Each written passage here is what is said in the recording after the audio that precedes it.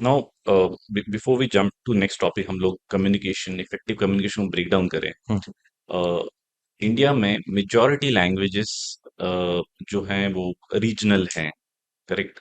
हम इंदौर में हैं, सो यहाँ पे आईआईटी है, आईआईएम्स हैं। हम्म, बट जब भी हम लोग बात करते हैं विद स्टूडेंट्स या कॉलेज गोइंग पीपल या जो ग्रेजुएट्स हैं, even from, I won't take names, but अच्छे अच्छे जो एमबीए इंस्टीट्यूट्स हैं जिनसे आप एक्सपेक्ट करते हो कि ये बच्चे बहुत अच्छा इंग्लिश बोलेंगे या इफेक्टिव कम्युनिकेशन होगा, बट ये होता नहीं हम्म, है ना। हम लोग इसलिए जो बड़ी बड़ी कंपनीज हैं इंडिया में, राइट फ्रॉम टीसीएस या परसिस्टेंट, हम लोग रोज आर्टिकल में देखते हैं, दे कोट की students are not good communicators even if they are graduated from top notch colleges. Hmm, तो what would you advice to this students और people in early twenties hmm. कि भाई इफेक्टिव कम्युनिकेशन क्या होता है और आपको कैसे इसकी शुरुआत करनी चाहिए और कैसे इसको एस करना चाहिए। Sir there are several pointers, जैसे ना ये चीजें हम सबको पता है कि इंग्लिश में न्यूज़पेपर पढ़ो, हम्म। सबटाइटल के साथ मूवीज देखो, ये करो वो करो। But the thing that people lack in is consistency. Okay. आप यही चीज लगातार नहीं कर पाते हो।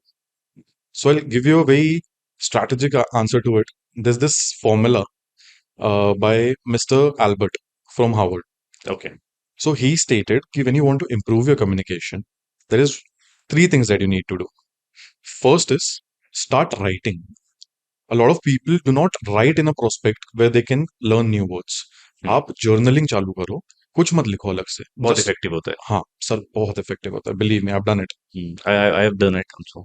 Journaling is truly an art that people do not know about.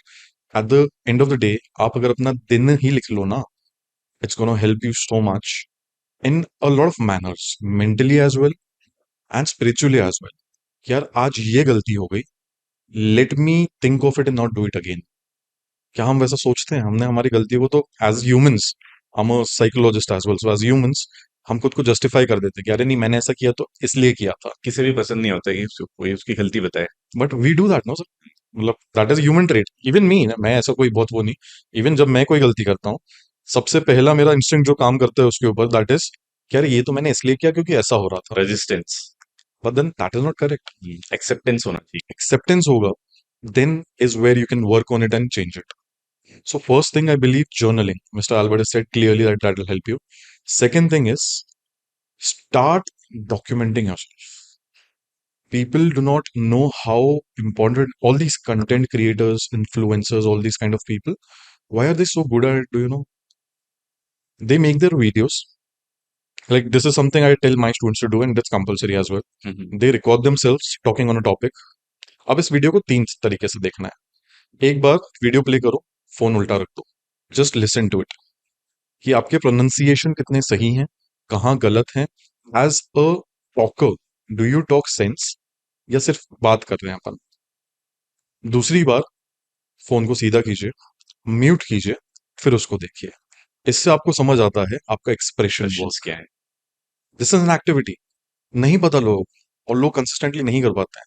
उससे आपके एक्सप्रेशन सही हो जाएंगे कि अगर मैं कोई वर्ड यूज कर रहा हूं, जैसे कैन आई परसिस्ट, तो सिस्ट में मैं कितना लंबा पुल कर रहा हूं। इफेक्टिव कम्युनिकेशन की बात कर रहे हैं, all these things matter. So that is something you will learn with that. Then play that video from a third person prospective.